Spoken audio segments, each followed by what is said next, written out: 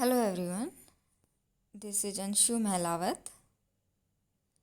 BSc second year के जो हम लोगों के प्रीवियस लेक्चर्स थे उसमें हम लोगों ने first unit chemistry of transition elements complete कर ली थी। आज जो ये लेक्चर है इसमें हम लोग next unit coordination compounds start करने वाले हैं। कोऑर्डिनेशन कंपाउंड ये जो टर्म है ये कुछ न्यू नहीं है आप लोगों के लिए। आप लोग 12th में भी इसको पढ़ चुके हैं, वहाँ भी आपके एक चैप्टर था अपसय संयोजक यौगिक का।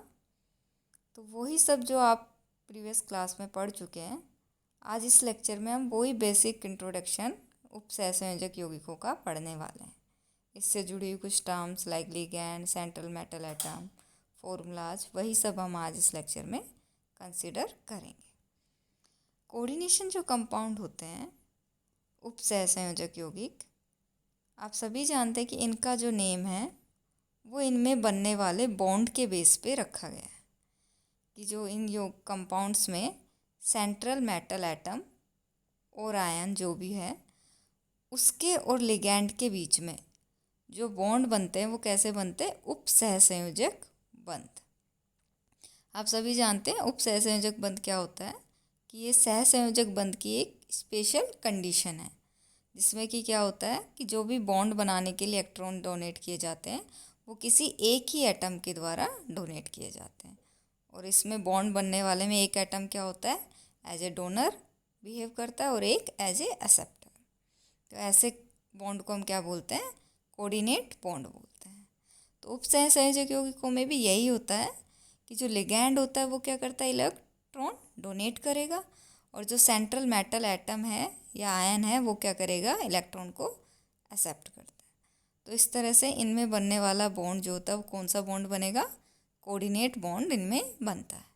और इसी के बेस पे इनका नाम रखा गया है उपसहसंयोजक यौगिक। जो उपसहसंयोजक यौगिक है इसका फॉर्मूला जो आपको एग्जाम्पल में दिख रहे होंगे, एक इसमें आप देख रहे होंगे कि इनमें क्या होता है, जो एक क्या होगा, सेंट्रल मेटल एटम होगा और उसके चारों तरफ क्या अरेंज होते हैं, एक डेफिनेट ज्योमेट्री में लिगैंड्स अरेंज होते हैं जिनको हम आगे फर्दर इस जो भी इस चैप्टर के लेक्चर्स होंगे उनमें डिटेल में स्टडी करेंगे कि इनकी स्ट्रक्चर कैसे होती है और कैसे ये ज्योमेट्री में अरेंज होते हैं।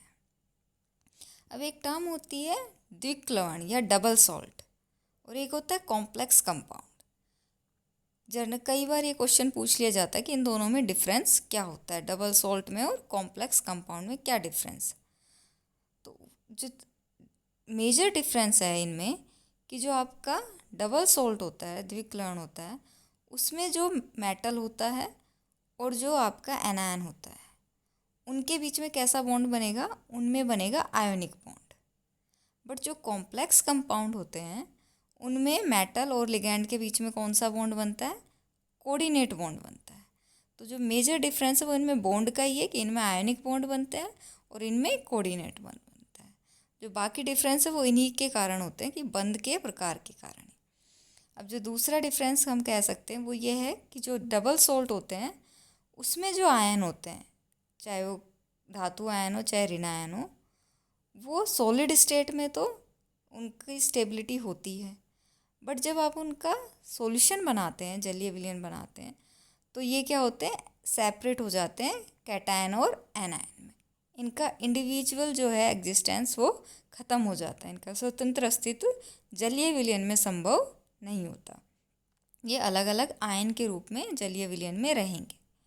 बट जो कॉम्प्लेक्स कंपाउंड होते हैं उसमें जो धातु आयन और ऋण आयन होते हैं वो क्या रहते हैं, संकुल आयन के रूप में रहते हैं कि वो क्या रहेंगे, एक साथ रहेंगे, वो आयन्स में फर्दर डिवाइड नहीं होते हैं।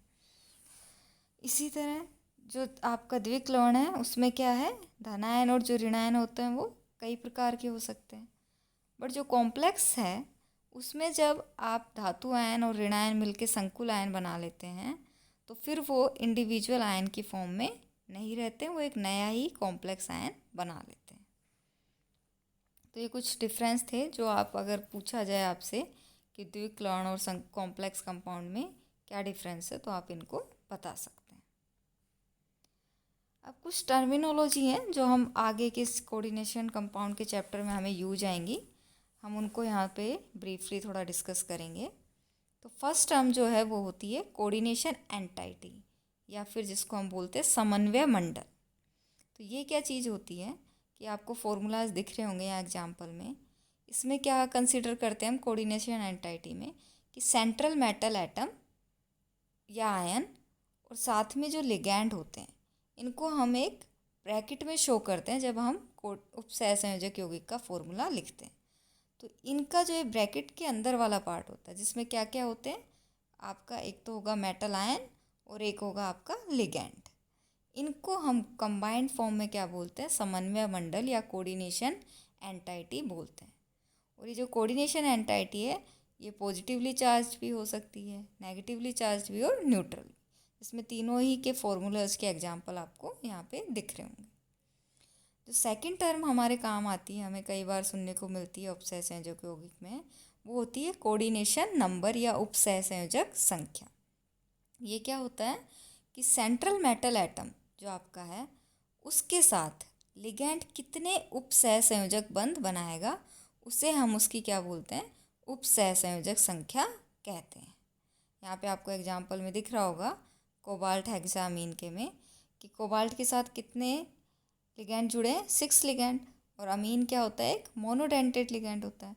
तो कितने बंध बनाएगा, 6 बंध बनाएगा। तो इसका कोऑर्डिनेशन नंबर कितना हो जाएगा यहाँ पे, 6। अब यहाँ पे ये ध्यान रखना है आपको कि अभी जब आप आगे इस चैप्टर में हम आगे और डिटेल स्टडी करेंगे तो क्या होता है कि कई बार कुछ लिगैंड कैसे होते हैं, बाइडेंटेड, ट्राइडेंटेड, जिनको हम आगे पढ़ेंगे, उनमें हमें क्या देखना, उनमें हमें नंबर ऑफ़ एटम्स नहीं देखना, उनमें हमें क्या देखना है, number of coordinate bonds he consider करना है। जब हम किसकी बात कर रहे हैं, कोऑर्डिनेशन नंबर की बात कर रहे हैं। कि कई बार एटम तो एक ही होता है बट वो बॉन्ड कितने बना लेता है, 2 बना लेता है, 3 बना लेता है, उसकी डेंसिटी क्या होती है, अलग अलग होती है। तो हमें जब संख्या देखनी है उपसहसंयोजक, तो क्या देखना है, उसके बंधों की संख्या देखनी है कि वो कितने उपसहसंयोजक बंध बना रहा है। इसका आपको थोड़ा ध्यान रखना। थर्ड जो सबसे इम्पोर्टेंट टर्म्स हमें यूज आएगी, बार बार हम जिसको डिस्कस करेंगे, वो है लिगैंड। लिगैंड क्या होता है कि वो स्पीशीज जो एटम भी हो सकती है, मॉलिक्यूल भी हो सकती है और आयन भी हो सकती है, किसी भी फॉर्म में लिगैंड हो सकता है, जो कि क्या करे, आपके सेंट्रल मेटल एटम को क्या करे, इलेक्ट्रॉन डोनेट करे। क्योंकि यहाँ पे कैसा बॉन्ड बनाना है आपको, कोऑर्डिनेट बॉन्ड बनाना है। तो एक क्या चाहिए आपको, डोनर। तो लिगैंड क्या काम करता है यहाँ पे, एज ए डोनर बिहेव करता है। तो जो सेंट्रल मेटल एटम को इलेक्ट्रॉन डोनेट कर सके उसे हम क्या कहते हैं, लिगैंड कहते हैं।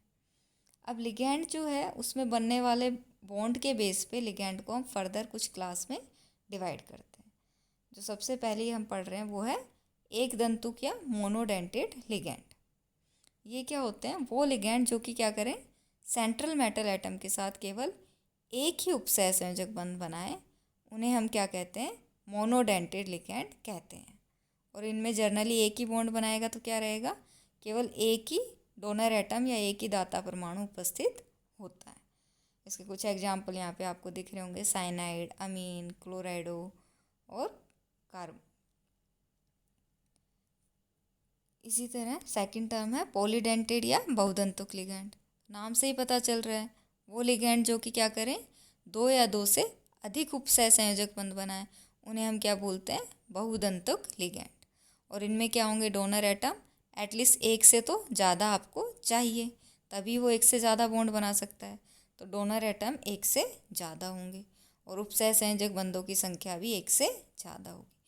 और जितने उपसहसंयोजक बंध ये बनेंगे उसी आधार पर इनको क्या बोलते हैं हम, जो आपके लिगैंड होंगे उनको क्या बोलेंगे, बाइडेंटेड, ट्राइडेंटेड, जितने बनेंगे उसके अकॉर्डिंग द्विदंतुक, त्रिदंतुक, हम लिगैंड के नंबर बढ़ाते जाएंगे उसके नाम में।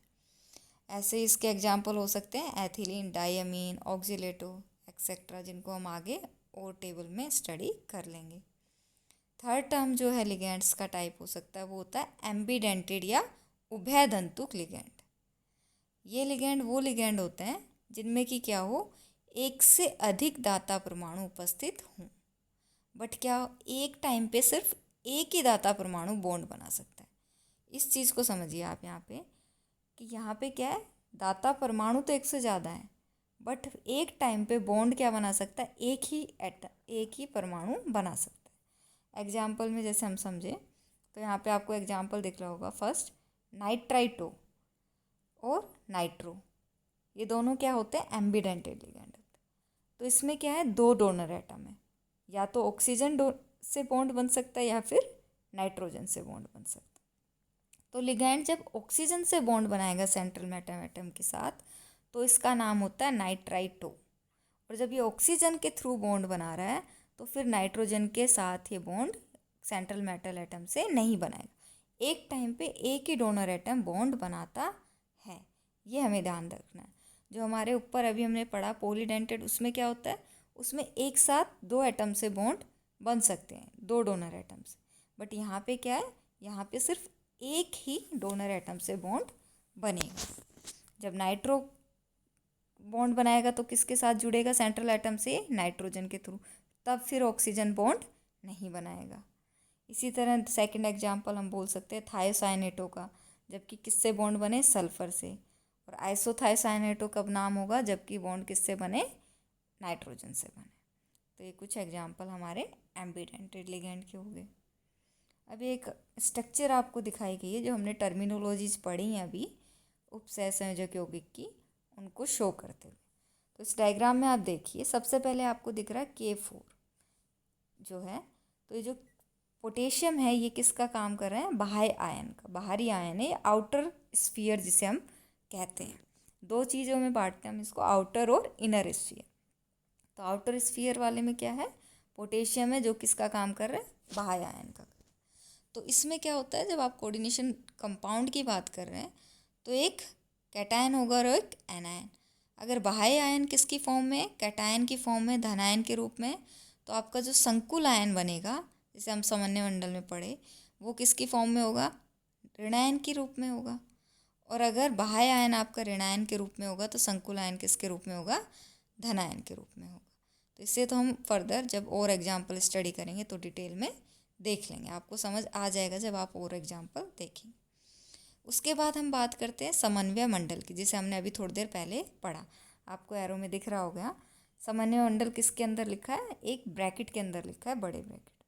और इसमें क्या क्या आ रहे हैं, इसमें आ रहा है आपका केंद्रीय धातु आयन, जो कि कौन है यहाँ पे, फेरस है। और क्या आ रहा है, लिगैंड, जो कि कहाँ है, कौन सा लिगैंड यूज किया हमने, साइनाइड यूज किया। और साइनाइड के बाहर जो आपको नंबर दिख रहा है 6, वो यहाँ पे क्या होगी, इसकी उप सहसंयोजक संख्या होगी। और इन पूरे कॉम्प्लेक्स को मिला के, बड़े ब्रैकेट को, इसको हम बोलते हैं समन्वय मंडल या कोऑर्डिनेशन एंटाइटी। और अगर ये एंटाइटी आयन की फॉर्म में हो तो हम इसको बोल देते हैं कॉम्प्लेक्स आयन या कोऑर्डिनेशन आयन। तो ये एक स्ट्रक्चर के थ्रू, एग्जाम्पल के थ्रू आपको इसकी जो बेसिक टर्मिनोलॉजी है वो समझाने की कोशिश की गई है। अब जो लिगेंड्स हैं उनकी यहाँ पे एक टेबल आपको स्क्रीन पे दिख रही होगी, जिसमें आपको मोनोडेंटेड, बाईडेंटेड और ट्राईडेंटेड लिगेंड के कुछ एग्जांपल्स दिख रहे होंगे। तो यहाँ पे आपके साथ जो ये लिगेंड की टेबल्स शेयर की जा रही हैं, आपको इनमें से ये टेबल्स से इनके लिगेंड के नेम, इनके फॉर्मूलाज आपको याद करने होंगे। जैसे कि यहाँ पे आपको दिख रहा होगा कुछ एनायनिक लिगेंड, जिन पे कि कैसा चार्ज हो, ऋणायन हो, माइनस चार्ज हो, उनके एग्जाम्पल आपको कुछ लिगेंड्स के और उनके नेम आपको दिख रहे होंगे। जैसे फ्लोराइड हो, हाइड्राइड हो, आयोडाइड हो, ठीक है, हाइड्रोक्साइड हो। तो इस तरह से इनके नेम और इनके फॉर्मूला, इनके चार्ज सब आपको दिख रहा होगा। इसी तरह न्यूट्रल लिगेंड है, कैटायनिक लिगेंड है। तो इनके एग्जाम्पल्स और इनके फॉर्मूला आपको याद करने पड़ेंगे, क्योंकि जब तक ये आपको याद नहीं होंगे तब तक हम इस चैप्टर में आगे नहीं बढ़ सकते। इनके बिना ना आप इनका कोऑर्डिनेशन कंपाउंड का नोमेनक्लेचर सीख पाएंगे, ना इनके फॉर्मूला लिखने सीख पाएंगे, और ना ही इनकी आइसोमेरिज्म हम पढ़ सकते हैं। तो सबसे पहला काम इस चैप्टर में यही है कि आपको लिगेंड्स, इनके नेम और इनके फॉर्मूलाज आपको याद करने होंगे। तो ये सब हो जाएगा, इसका कुछ डिफ़िकल्ट नहीं है इसको याद करना। आप लोग एक दो बार इस टेबल को स्टडी कीजिए, याद कीजिए और फिर उसको लिखने की कोशिश कीजिए, तो आपको काफ़ी कुछ इसमें से लिगैंड के नेम याद हो जाएंगे। तो ये आपके लिए एक्सरसाइज है जिससे आपको करना है। इसी तरह एक टेबल आपके लिए यहाँ एक और समराइज फॉर्म में कि कुछ लिगेंड्स के क्या होते हैं, नेम और फॉर्मूला काफ़ी बड़े होते हैं, तो उनको जब हम लिखते हैं कोऑर्डिनेशन कंपाउंड में तो इतना बड़ा लिखना थोड़ा प्रैक्टिकली बड़ा नेम हो जाता है, तो उनको शॉर्ट फॉर्म में जनरली हम इस चैप्टर में यूज करेंगे, उनको शॉर्ट फॉर्म में ही लिखा जाता है। जैसे फैनिल को PH से लिखते हैं, पिरीडीन को PY से लिखते हैं। आपको पिरीडीन का फॉर्मूला सबको पता है, बेंजीन रिंग में नाइट्रोजन को कार्बन से रिप्लेस कर देते हैं। इसी तरह एथिलीन डाइअमीन है, एथेन डाइअमीन, उसको EN से लिखते हैं। तो ये कुछ शॉर्ट फॉर्म्स भी आपको याद करनी होंगी लिगेंड्स की। अब जो नेक्स्ट चैप्टर है इसमें पहले आप ये याद कीजिए, उसके बाद हम नेक्स्ट इस चैप्टर में आगे बढ़ पाएंगे जिसमें हम वर्नर थ्योरी और इनका नोमेनक्लेचर की स्टडी करेंगे।